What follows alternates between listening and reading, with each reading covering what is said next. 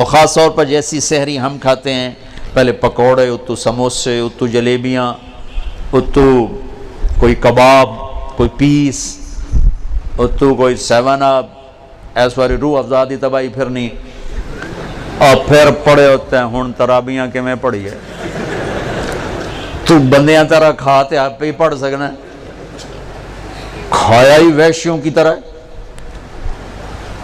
جو افطاری پہ تباہی پھیرتے ہیں، سارے روزے کا مقصد ہی فوت ہو جاتا ہے۔ روزے کا مقصد ہے گندے، ایک تو اللہ کا امر ہے، جسم کے لیے جو روزے کا فائدہ ہے وہ جسم کو جلانا ہے، گندے فاضل چیزیں جو جمع ہو جاتی ہیں وہ بھوک اور پیاس سے جل جل جل جل پورا جسم صاف ہو جاتا ہے۔ لیکن ہم اتنا ٹھوکتے ہیں افطاری میں اس کے اندر، اور پھر سحری پہ پراٹھوں کی بھرمار، وہ الٹا مزید رمضان میں بیمار ہو جاتے ہیں۔ اور عید دی سیویاں کھا کھا ڈاکٹران دی موج بنی ہوندی، سارے کلینک بھرے پڑے ہوتے۔ بھوکا رکھو اپنے آپ کو، بھوک محسوس کرو، پیاس محسوس کرو، پورا جسم دھل جائے گا، صاف ہو جائے گا۔ اگر کنٹرول کر کے کھاؤ تو تراوی چونکہ مشقت ہے تو چلو بھائی چیک سائن، کیا تراوی کے ہر سجدے پہ 1500 نیکی لکھی جائے گی۔ تو روزہ محبت کو بھڑکاتا ہے، آگ لگاتا ہے، چونکہ بھوک ایک آگ ہے، پیاس ایک آگ ہے جو آتش عشق کو بھڑکا، آج جیسے آتش عشق بھڑکتی ہے تو سارا وجود اس کی لپیٹ میں آتا ہے، روزہ آتش عشق ہے۔ پر ہمیں بھوک لگتی، مالدار لوگ اے سی میں پڑے رہتے ہیں، اور ویسے ہی 60-70% روزہ رکھتے ہی نہیں۔ اب تو ہمارے دیہاتوں میں کسی کو پتہ نہیں ہوتا رمضان ہے، کسی کو پتہ ہی نہیں ہوتا۔ تو شہروں میں اللہ تعالیٰ جزائے خیر دے پٹھانوں کو، سرحد کے علاقے میں چاہے کوئی کتنا ہی برا انسان ہے، روزہ نہیں چھوڑے، روزہ ضرور رکھے، روزہ نہیں چھوڑتے، اللہ ان کو جزائے خیر۔ ان کی عورتیں بھی، ان کے مرد روزہ نہیں چھوڑتے۔ تو اللہ نے اس میں اعتکاف رکھا، ایک دن کا اعتکاف، 10 سال کی بے ریا عبادت سے افضل ایک دن کا اعتکاف، 3 خندق جہنم سے دوری۔ پر جو اعتکاف میں بیٹھیں علماء سے پوچھیں ضرور، میں نے اعتکاف والوں میں سے 80% کا اعتکاف ٹوٹتا ہی دیکھا ہے۔ ایویں خیمے لا کے بیٹھ جاندے ہیں، پوچھتے ہے کوئی نہیں، پوچھ کے بیٹھنا جو بیٹھے۔ پھر ایک اللہ نے رکھا مالدار پر کہ غریبوں کی عید اچھی ہو جائے، ان کو فطر ادا کرو، صدقہ فطر ادا کرو۔ یہ کیا ہے؟ یہ غریب کی روٹی اچھی ہو جائے عید کے دن، اس کے بچے بھی خوش ہو جائیں۔ ہمارے عام طور پر گندم کے حساب سے، میں یہ اس لیے بیان کر رہا ہوں کہ میرا دوبارہ سفر اب انشاءاللہ عید پر ہوگا، ابھی جاؤں گا، میرا یورپ کا سفر ہے، پھر دوبارہ سفر ہے 3 ملکوں کا، اس کے بعد پھر رمضان کا سفر ہے، تو اب زندگی رہی تو عید پہ ملاقات ہوگی۔ تو یہ باتیں میں رمضان میں یہاں بتایا کرتا ہوں، لیکن مجھے لگتا ہے رمضان میں یہاں نہیں ہوں گا، تو یہ ساری باتیں میں آپ کے سامنے عرض کر رہا ہوں۔ صدقہ فطر ہے، عام طور پر لوگ گندم کے حساب سے دیتے ہیں، جو آج کل میرے خیال میں 80 روپے بنتے ہیں۔ میں آپ کو اپنے نبی کا طریقہ بتاتا ہوں، اس پہ دو تو آپ کو اجر ملے گا۔ ہمارے نبی دیتے تھے صدقہ فطر کشمش کا اور کھجور کا، اور کشمش وہ ہے 3 کلو پوری، اور کھجور آدھی ہے 2 کلو گندم، اور کشمش ہے 3 کلو، تو 300 روپے تقریباً کلو ہے کشمش جو اچھی ہوتی۔ ایک آدمی کا صدقہ فطر 1000 کے قریب بن جاتا ہے۔ یا کھجور کے حساب سے دو تو کم از کم ایک آدمی کا صدقہ فطر 300-400 روپے بن جاتا ہے۔ تو ایک گھر میں 4 افراد ہوں، اگر وہ کشمش کے حساب سے دے تو 4000 روپے جس گھر میں جائے گا وہ اندر سے دعا نکلے گی۔ تو اور 4 آدمی 80 کے حساب تو 320 روپے، اس تو شکریہ بھی نہیں آکھن۔ آج ہم راستے میں تھے تو وہ ایک فقیر آ گیا چھوٹے سے قد کا، تو میں نے بیٹے سے کہا کہ تیرے پاس کوئی 500 روپے ہے؟ کہنے لگا نہیں، نکالا 100 روپے۔ میں کہا پتر 100 روپے نال دعا نہیں نکلنی، 1000 دے دے۔ میں نے تو کوئی 1000 دیا تو اس نے یوں ہاتھ کھڑے کیے، میں کہا ویکھیے یہ 1000 دا لگا ہوا دھکا، یہ ہاتھ 1000 تو بغیر اتنے نہ جا سکتے۔ تو اصل تو دعا ملے اندر سے، دعائیں کروائی نہیں جاتی، دعائیں لی جاتی ہیں. حضرت ابھی دعا کرو، حضرت ابھی ہاتھ اٹھاؤ، ہمیں حضرت دا دل ہوئے نہ ہوئے ہونے ہاتھ اچھا ہوں تو او دی نہیں سنی ہم نے تیری کی تو سنی. کیونکہ دعا تو اندر کی کیفیت کا نام ہے، الفاظ کا نام دعا نہیں ہے. اور یہ سرحد میں تو پٹھان سر چڑھ جاتے ہیں، دعا کوا دعا کوا، ابھی ہاتھ اٹھاؤ. اور میں نے وہاں دیکھا وہاں رواج ہے، چل ہو گئی دعا.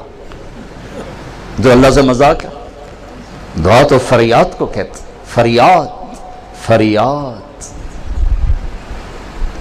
فریاد کرنا سیکھ لو، تمہاری سب سنے گا. تو صدقہ فطر دو کشمش کے حساب سے تو غریب کی دعا لگے گی. نہیں دل کرتا چلو گندم کے ساتھ کھجور کے حساب سے دے دو، زیادہ ہی دل گھبراتا ہے پیسہ دینے میں، چلو کھجور کے گندم کے حساب سے تو دو، گندم کے حساب سے تو دو. اور یہ جو اللہ کے راستے میں جا رہے ہیں، دیکھو ساری آسمانی کتابیں رمضان میں اتری. یکم رمضان کو ابراہیم علیہ السلام پہ صحیفے اترے، 2 رمضان کو عیسیٰ علیہ السلام پر، موسیٰ علیہ السلام پر تورات اتری، 6 رمضان کو داؤد علیہ السلام پر زبور اتری، 12 رمضان کو یا 18 کو عیسیٰ علیہ السلام پر انجیل اتری، اور 21 رمضان کو ایک روایت کے مطابق اللہ کے نبی پر قرآن اترا. سارا آسمانی علم رمضان میں آیا ہے، رمضان میں. اور رمضان سے وحی کا سلسلہ شروع ہوا اور دعوت کا سلسلہ شروع ہوا. تو آپ اللہ کے راستے میں جا رہے ہو، آپ کا رمضان گھر میں ساری رات نفل پڑھنے والے، سارا دن مصلی پہ بیٹھنے والوں سے بھی آپ کا رمضان قیمتی گزرے گا، کہ آپ کے سونے پر بھی وہ اجر ہے جو گھر میں نفل پڑھنے والے کو بھی نہیں مل سکتا. امت کو دعوت کا کام ملا تو اس کے اعمال کی طاقت بڑھا دی گئی، اس کے اعمال کا اجر بڑھا دیا گیا. تو بھائیو ابھی شعبان ہے، تو شعبان میں بھی ایک رات ہمیں ملی ہے. ہاں یاد آ گیا، 15 شعبان کی رات.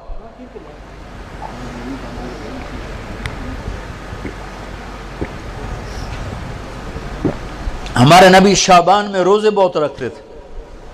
ہم عائشہ نے پوچھا آپ اتنے روزے کیوں رکھتے ہیں؟ کہ اس میں ایک رات ہے جس میں عمل اللہ کی بارگاہ میں پیش کیا جاتا ہے. میں چاہتا ہوں جب میرا عمل پیش ہو میں روزے سے ہوں.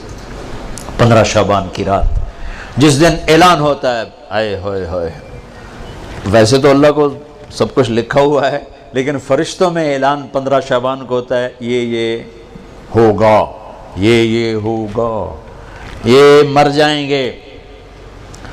تو اوپر ان کا نام مردوں کی فہرست میں ہوتا ہے، نیچے وہ زندہ ہوتے ہیں. فرشتے ان کو دیکھ کے ہنستے ہیں کہ کیسا بے وقوف ہے، اوپر موت کے فیصلے ہیں، یہاں لڑائیاں کر رہا ہے، جھگڑے کر رہا ہے، سود کھا رہا ہے، رشوت لے رہا ہے، زنا کر رہا ہے، جھوٹ بول رہا ہے، جوئے کھیل رہا ہے، قتل کر رہا ہے، ڈاکے ڈال رہا ہے، اوپر موت کا فیصلہ ہو چکا ہے.